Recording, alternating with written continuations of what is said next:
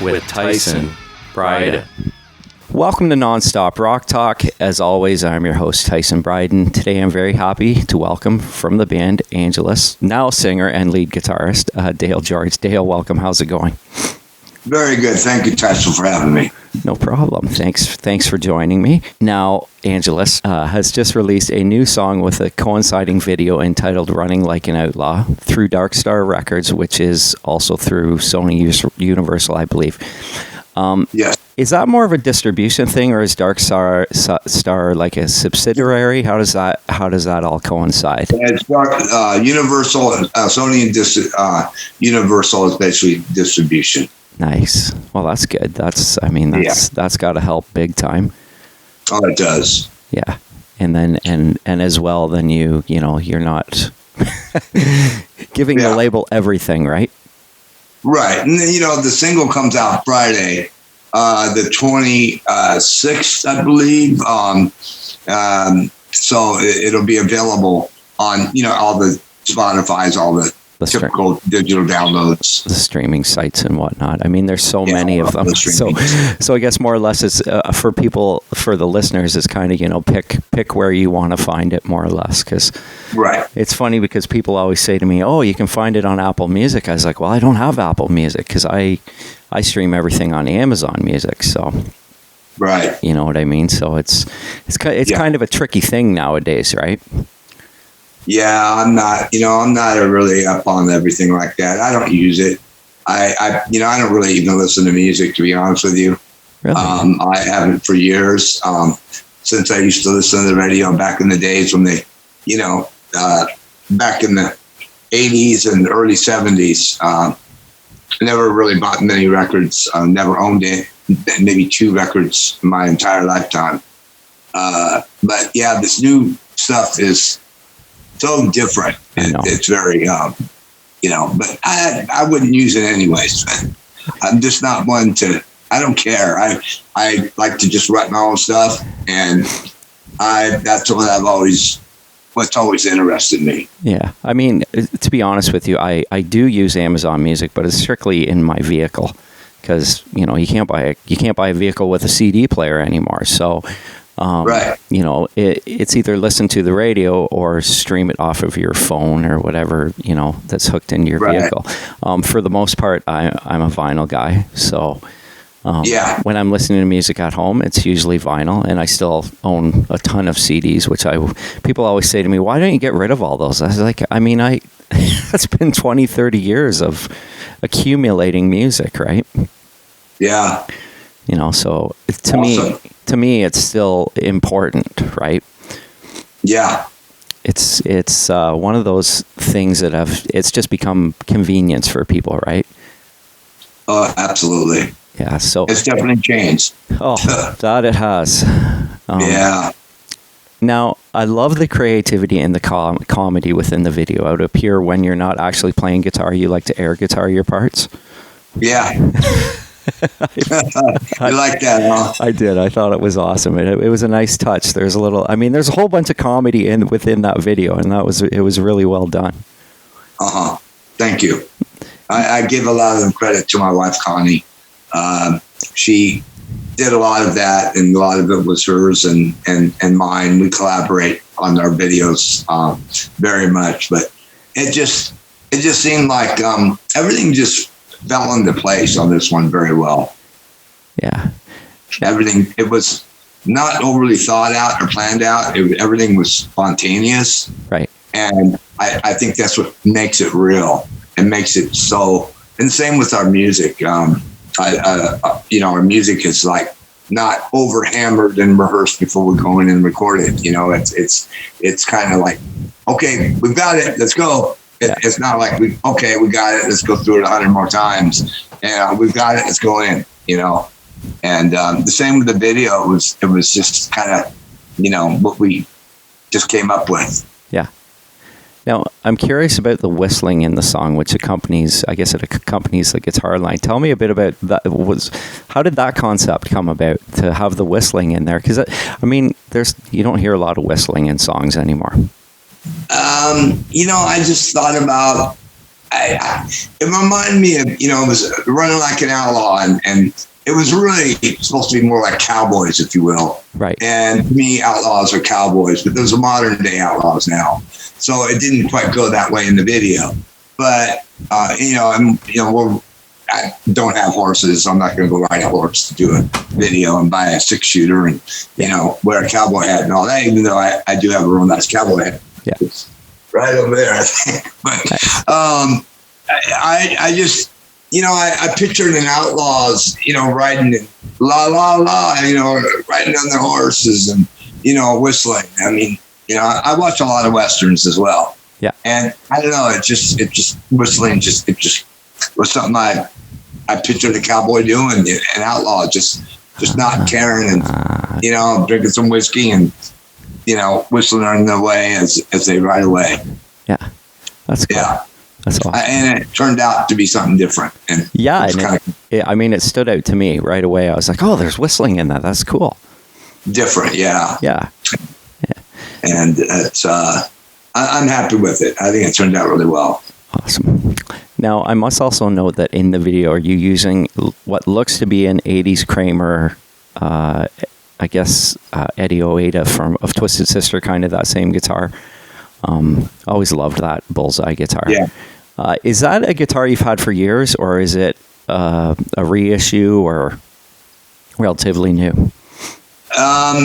The red one is, was it red or black in that? I think it was the red and black one. Red and black bullseye. Okay, that's a reissue. Yeah. Yeah. I also have an 86 original. Nice. That I had gotten through Guitar Center and had gotten it out of Seattle. And that is my number one guitar. That red and black is my number two. But it's kind of a toss-up.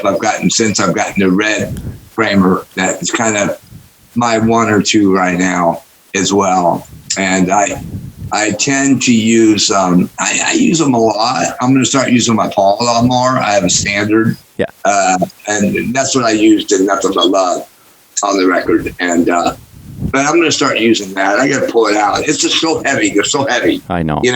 When you're sitting around and you want to practice or whatever, they weigh a lot. And they're off balance as well, too. Yeah, they totally are. Yes. Yeah. And it's like, okay, but they play so nice and they sound so good. But I like my black one. It's still my number one, and the red and black is the Kramer is number two, and then I got another red Kramer that I just got, and it's I use it a lot too. I love the fact that they've brought all these vintage guitars back. Yeah. I have a couple Charvels and I have a Jackson and new ones, right? No, I have two Jacksons, sorry.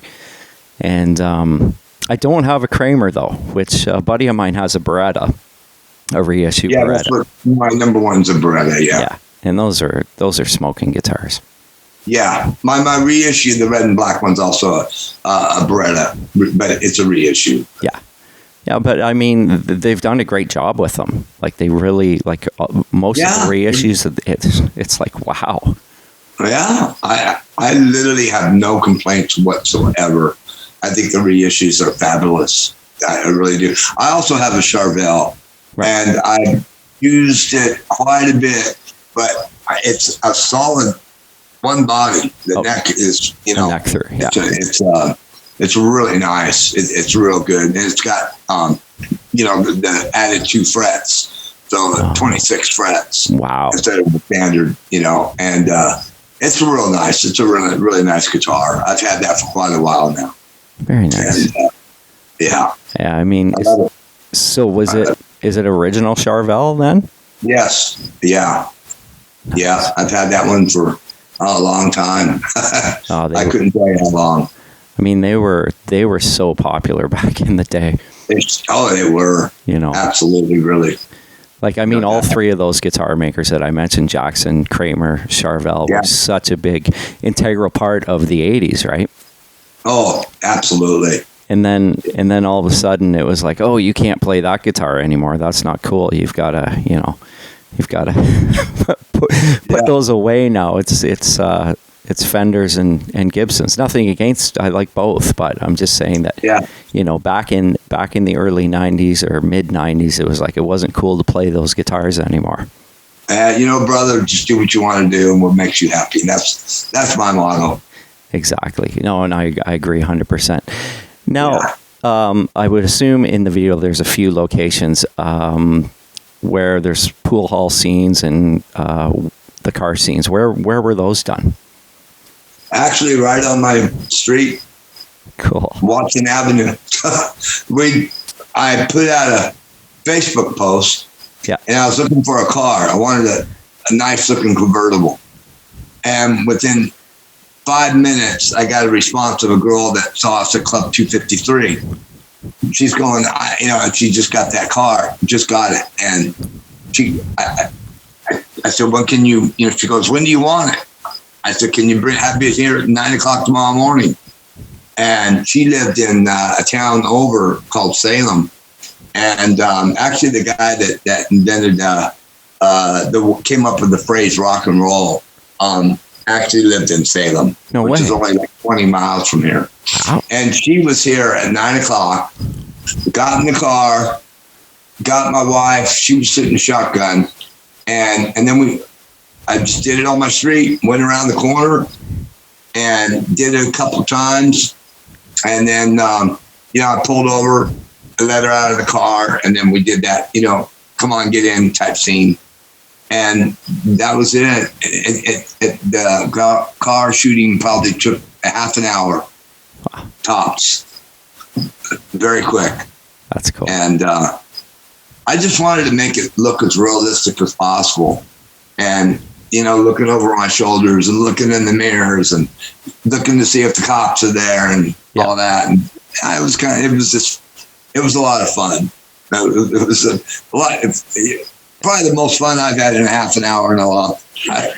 Well, I mean, you make it believable because as you're watching it, you're like, you're looking over your shoulder to see if the cops are coming. It plays out well.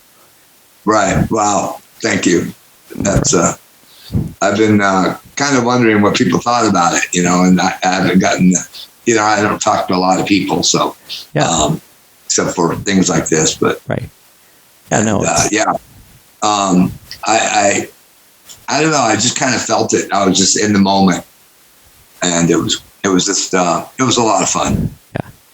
Yeah, and I mean the pool hall's a nice touch too because like bands, pool hall, kind of, they kind of go hand in hand. I think. Yeah. I think for so many musicians, they played in bars over over the years that had pool tables in them, right? Yeah, that's it. And that's right off to the side of Club 253, which is only a mile from my house, which is really convenient. Yeah. And what they think about you filming the video in there, they probably thought that was pretty cool. Mel, the owner, is the nicest person, one of the nicest people you'd ever want to meet. And also Tina Preddy that lives out here and Clara. We met some of the most amazing people because we came from California. Yeah. And we moved to Missouri for like 10 months. We lived in a small town called El Dorado Springs. 3,500 people. There was nobody there. We quickly realized that we had to get out of there. There was the closest place to play was there was nothing. It was just, so we ended up, we had a couple shows out here and one being Club 253. And little did I know, we'd come out here and we left about a week early. I kind of wanted to see what it was like because we knew we wanted to get out of El Dorado. And we fell in love with it. And we found the house and put a deposit and paid a good chunk of the money on the house. And we're still in the process of selling our house in Missouri. In fact, that's what we were doing today and waiting for that. And it's such a process selling a house. It's just, you got and they got a VA loan and it's like, it's like government stuff. And so we were just hurrying up and waiting, for it to finish up. But the people, I never thought in a million years that I'd end up living less than a mile. I literally go out to the end of my street, make a left, go to the first street, make a left, to go 1 mile down, and that's where the club's at. And then we're playing the Vortex October 1st, and we're back at Club 253 on the September 17th, a Saturday night. And but yeah, the people here are just fantastic. They're really down to earth. A lot of rock and roll. It's a great rock town. I mean, literally last Saturday ended up having a big storm come through. But there was a crew fest going on. There was a party we were supposed to play at, a last minute party, and we just said, "What the hell? Let's go do it." And there was another event in Kent State going on, and everything got shut down because this storm came in at right about 4 or 6 o'clock, and it hammered. I mean, it rock and rolled this town, so everything got shut down. But I'm just trying to give you an example. There's so much rock and roll going on. You could go literally 3 to 4 places in one night of enjoyment, which is really cool. That's amazing. It is. We don't even have that up here. LA, brother. I mean, it's better than Los Angeles. I mean, it really has more to do here, and you can get there faster. LA. Yeah. If you're at the whiskey, I mean, it's going to take you forever to get somewhere else. So, So the traffic flies. I take it, do the other members of the band live in Ohio as well? Yeah, our drummer Danny moved here with us, and we left Steven. He didn't want to leave El Dorado. So we found this one guy, Sam, and he worked out well for the first 2 shows that we did. But then he had certain issues, and we wanted somebody that could do some more background vocals. Yeah. So we ended up getting the Mike, live Mike, we call him. He's got kind of like a MacGyver. You give him a duct tape and string, and I love it. He can fix anything, you know. He's starting to put a lot of background vocals in our songs where they need to be, like, you know, a little bit faster. And We're No Angels and Not Here to Play, and it's really sounding really great. So we're really happy that we got live Mike, and that's what he likes to go by. That's awesome. And his wife, Nancy, she's amazing. She wants to help in so many ways, and she has been. And she comes to every rehearsal. We rehearse here down in the basement, and it's just, we rehearsed last night, and it was just a great rehearsal. And every time he shows up, he's got like more vocals and harmonies he's putting in. And, you know, I was just like doing it myself and winging this thing. And he's really helping me out and adding a lot of stuff. And I'm really grateful for that. It's really, and it's sounding great. It's really sounding excellent. That's good. Well, I mean, speaking of vocals, you've taken over on vocals. Yeah. I mean, the previous videos I've watched featured a couple vocalists, and that only dates back to 2019. I mean, tell me about that transition. Well, you know, we were sitting in Eldo, and we played Denver, and I got arrested, and there was a brawl backstage after Winger, and we were playing at Buffalo Rose, and we were backstage, and we couldn't get out, and one person went and got some alcohol and brought it to for a friend of mine had his son Steven that was playing bass go get more alcohol, and one thing led to another, and it ended up being like a stupid brawl backstage, and they took me to jail, and I really shouldn't have went. I've never been to jail, and so I spent about 2 days and you know, in jail, locked up, and oh shit, and it was just kind of interesting because we came up with Running Like an Outlaw before we went there. Yeah. So I'm you know, it's like we're currently working our way through that, but I don't think I'm going to be going back to Colorado anytime soon. Don't blame me, man. Wow, that's crazy. It was nuts. I mean, it was just a nutty time. But you know, it's the thing about singers. I've had Dave Rodman. We started, you know, in the early days. We played with all the bands and all that back then. And then about 98, we got a guy named Brian the Buff I did. And he worked out really well, and we did No Limits. And then he was kind of like, had a biker dude show and was really had other things going on, and so that kind of ended. And then we kind of went on hiatus for a while. Then we got Dave back, I think in 03, and we did another record, or 08, might have been 08, Miracles. And then I ended up getting with my wife in 2011, 2012. And we've done an album a year since then. We've done 8 albums in 8 years. And that's awesome. I think Claire Diane was on 3 records. Yeah. She was on Wild Ride, Crazy, and Killers of the Game.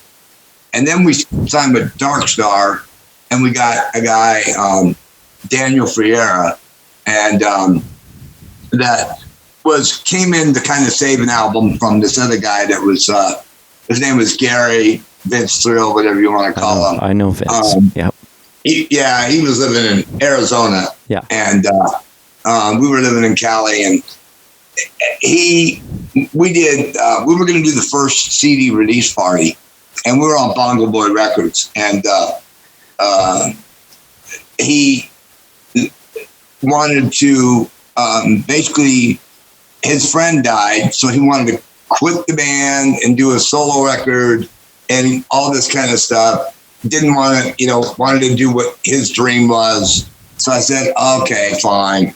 And so we just put this album out. I didn't want to do the CD release party, so we just said, we're not going to do it. We never even did it. Went back in the studio and put Daniel Friera and renamed it from Test of Time to Time of Truth. And Daniel did a good job, real good job. We had to work through his accents and whatnot, but he did a great job on God Country and King. And what's that song? Are You Ready for Your Sins? A really terrific job. It's a great album. Then we went ahead and we got, he couldn't fly back and forth from Texas all the time. He did it 4 times, and we did the whiskey and cool. Whatnot. And he just got tired of flying back and forth, and he got hurt. His back got hurt. So he physically couldn't do it. And his wife didn't want him always leaving.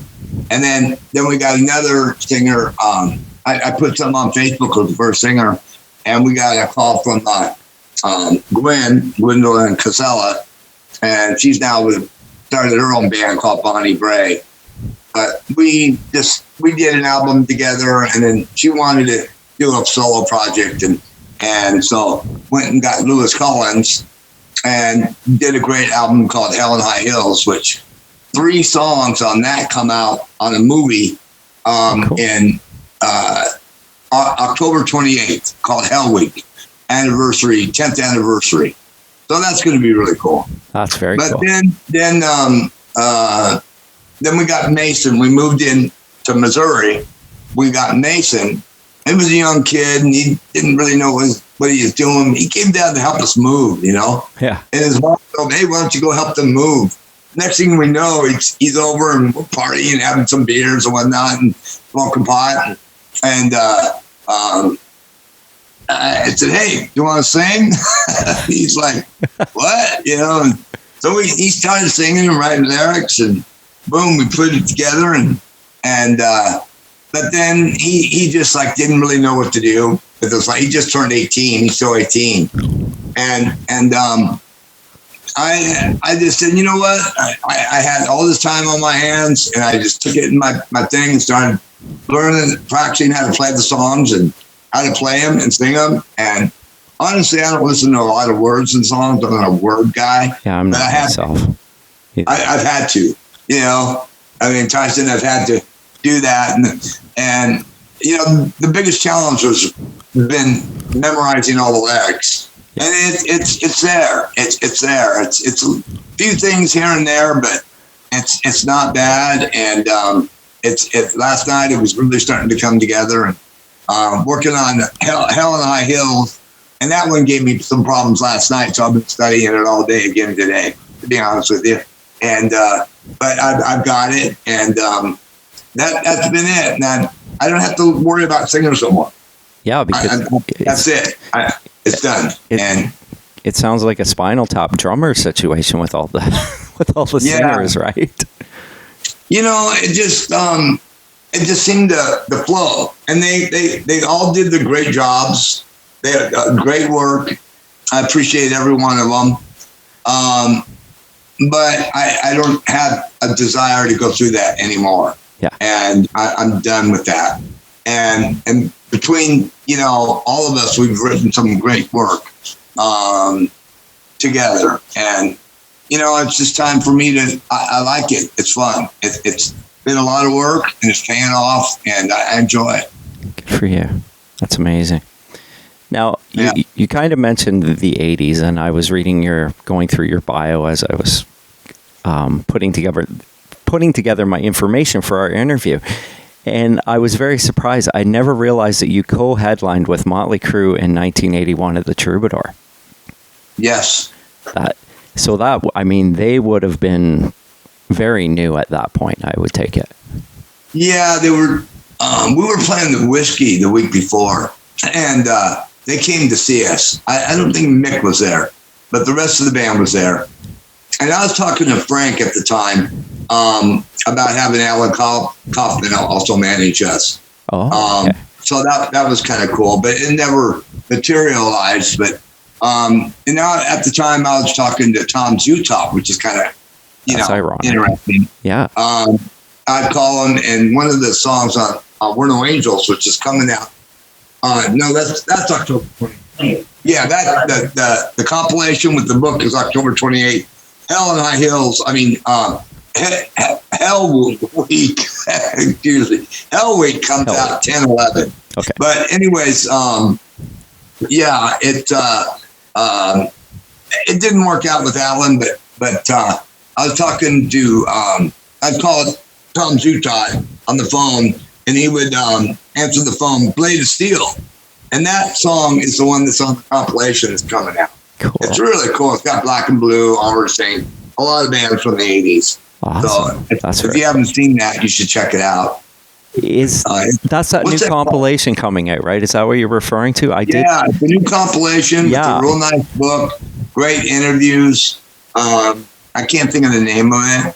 Hell, Bound for Hell, or on the Sunset Strip. Yes, like that. I was looking at it. It was like for people interested in that. I think it was about $100 American. But it's a great package, right? Like there's a lot of stuff in it. So right. I was just it took a long time. Hell Week was put on the shelf for over 2 years, 2.5, and this has been in the works for like 3 years, and like everything just all of a sudden now it's coming out next October, and finally. So it's been a long way, but yeah, Tom Zutop was cool, man. I'd call there and he'd answer the phone. And he'd go, Blade of Steel, and it's really pretty cool. That's pretty awesome. But yeah, playing with Motley Crue, and we also played with Guns N' Roses, played with Metallica, played with Motorhead, played with Bon Jovi. Early Bon Jovi, right? And Stryper. We were the first band ever to open for them on the West Coast. That's crazy. Yeah, to Reseda Country Club in California. That's pretty cool. Yeah, that's So, amazing. And like you said, they were just starting out as well. Yeah, we all were just partying at the Rainbow every night after rehearsals or after the shows, and it was just with Jakey Lee and Rough Cut and Dio. Dio didn't go. He wasn't partying at the Rainbow, but we were playing with them and did a couple shows with them in San Diego when Jake was in the band in '81. That's amazing. Jake was in Rough Cut. Yeah, I knew that, and there some of that stuff you wish there was a video of just to see. I mean, Jake playing with Rough Cut, that must have been. I mean, it's so weird because everybody associates Jake playing for Ozzy, and people know that he was in Rat as well, but people probably don't realize that he was in Rough Cut as well. So, yeah, we actually on Time and Truth, The Test of Time, whichever one. By the way, the last 4 albums are available on DarkStarRecords.com, perfect, Amazon, Walmart, everywhere. Running Like An Outlaw and Hell and High Heels. But yeah, Jake was really cool, really great guy, and Wendy was cool. In fact, I went to we were in the Rock and Roll Hall of Fame in 2020, and that was really I got a chance to say hi to Wendy again after like 30 years. So that was, and then I ran into Jake. We played with him at the Whiskey a couple years back, and that was. I mean, we were really pretty cool friends, and we played a lot together, and it was really great to finally see him. And we talked for a long time outside of the Whiskey that night. And it was really cool, and yeah, he's a really down to earth, really good guy. That's awesome. That's good to hear. I mean, the singer that he had is actually Darren Smith. Actually lives in this town that I live in. Okay. So he plays out occasionally. He'll be playing around town. He's still going, but I'm not sure what Jake's doing right now. I'm referring to Red Dragon Cartel. I don't know if there's going to be another album, if that has folded, or what the situation is. But yeah, I haven't heard anything either. I know he did that last tour and ended. We did the Whiskey with him on it, and he refused to play anything by Ozzy. I heard that, yeah. Yeah, and he just thought it just had such a bad taste in his mouth that he refused to do it. And, on one hand, I think he should have done it because he wrote a lot of the music and a lot of the hooks, and he should have, that's from him. That was from him. And that was part of his musical life, and why I don't understand. And I tried telling him that night. Why would you just throw that away? Yeah. To me, it doesn't make any sense. The fans of Jake they love that stuff, right? That's why. Yeah. That's why they're there, because it's Jakey Lee and he played with Ozzy, right? And he wrote some amazing. Those 2 albums he did with Ozzy are amazing. I mean, Bark at the Moon. They want to hear it. Exactly. Give the people what they want. Yeah. Right?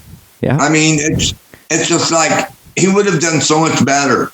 And he had this big old tour bus, all this stuff, all this employees. That stuff ain't cheap, Tyson. No. That's expensive. And I bet he lost his ass. And he should have, if he had been playing Ozzy songs, they would have been packed, and it would have been really something really good.